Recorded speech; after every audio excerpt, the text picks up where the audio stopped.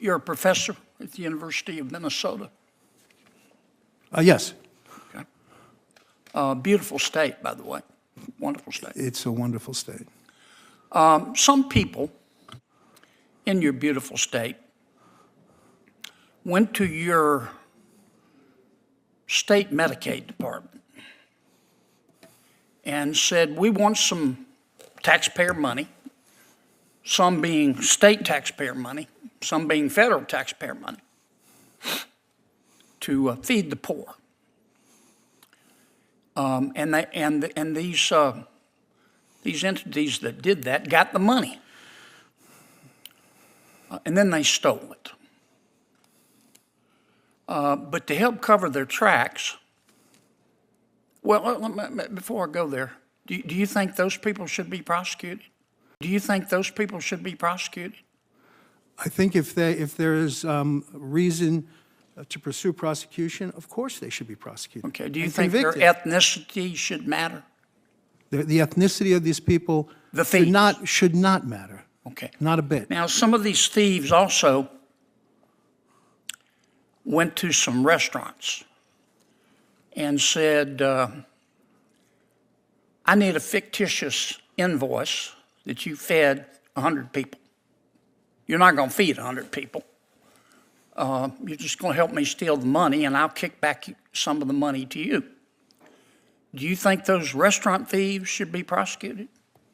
I think if they have committed crimes, they should be prosecuted. Regardless of their ethnicity? Regardless of their ethnicity. Okay.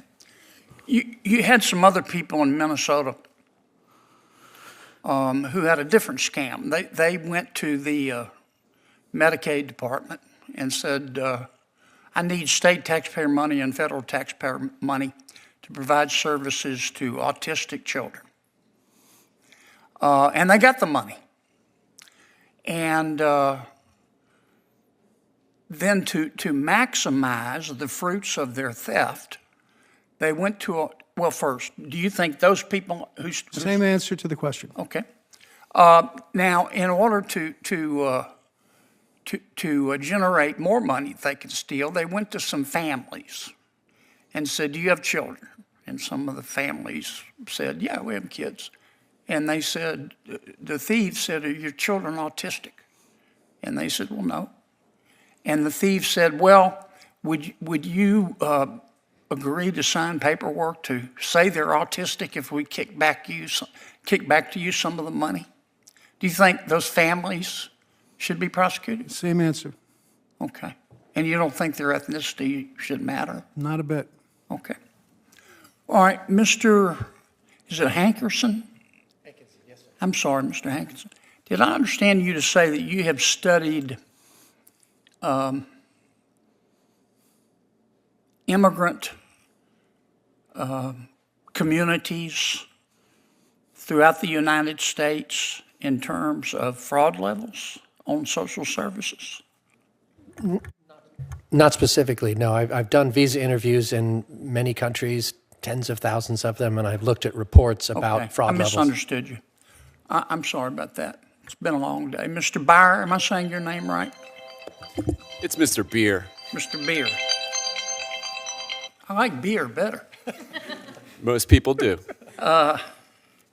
Tell me that, I think I heard you say that some people, some folks who've come to our country and are trying to get status to stay, have applied to the Department of Health of DHS, and they've paid money, and DHS is doing nothing? Oh, that's right. Yep, they're sitting on their applications, not processing them. That's a pretty bold statement. How many people? I'm not saying you're wrong. I don't know. How many people we're talking about? About half of the immigrant flow right now. So 90 countries are affected by the State Department ban. How many people is that? Well, it's at least 300,000 abroad and probably twice that when you consider the people already in the U.S. So you're saying that 300,000 folks have gone to DHS to seek some kind of permanent status or semi-permanent status to stay, at least 300,000, and they paid money to DHS, and DHS has done nothing. Is that what That's right. Yeah, they're sitting on their applications. Well, or who they're at just DHS is putting doing them in the this? trash. Who at DHS is doing this? Oh, it's Joseph Edlow. He's Who in is charge of Joseph it. He Edlow? came up with this policy to just. Who is he? He's the head of USCIS. Joseph Edlow is the head of USCIS. He came up with this He's policy at DHS? where he is just. Slow down a minute, man. he's You've just- had too much coffee. He's at DHS? I'm just from New Jersey. So. I understand. Great state, too. Who does he report to? Secretary Noem, of course. Okay. Does Secretary Noem know whether this? I don't know what Secretary Noem knows, but she's aware of the general tenor of this Well, administration. what's his name? Joseph Edlow, Mr. Edlow. Who's his boss?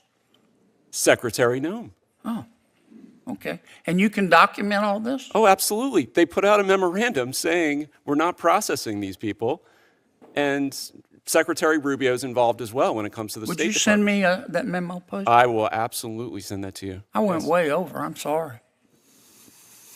I'm sorry, John. I appreciate that. Senator Thank you. Kennedy, I'm informed that USCIS is slowing adjudication because of the huge backlog and the lack of vetting of these migrants during the Biden administration is the reason that we've been given. Yeah, I don't know. I just heard Mr. Beer, and I'm not saying he's right or wrong. Those are pretty bold allegations that they're taking the money and they're not doing anything, and I just want to know if it's true or not. Did you guys just hear that? And then they stole it. Simple, direct, absolute insanity. Welcome back, everyone. Today we are watching the legend himself, Senator John Kennedy, do what he does best, shredding the bureaucratic fog to get to the truth. We're looking at a hearing that exposes what might be the most embarrassing, most disgusting display of taxpayer theft in modern history. And where is this happening? Minnesota, under the watchful eye of Governor Tim Walz. While Walz is out there acting like everything is fine and dandy, hundreds of millions of your hard-earned dollars were being funneled into the pockets of scammers who literally laughed in the face of the law. Kennedy is the only guy in the room with the guts to ask the simple question, why aren't these people in jail? Stick around, because after we watch this full clip, I've got some thoughts on how the Minnesota Miracle turned into the Minnesota money laundry. Let's dive into the full video.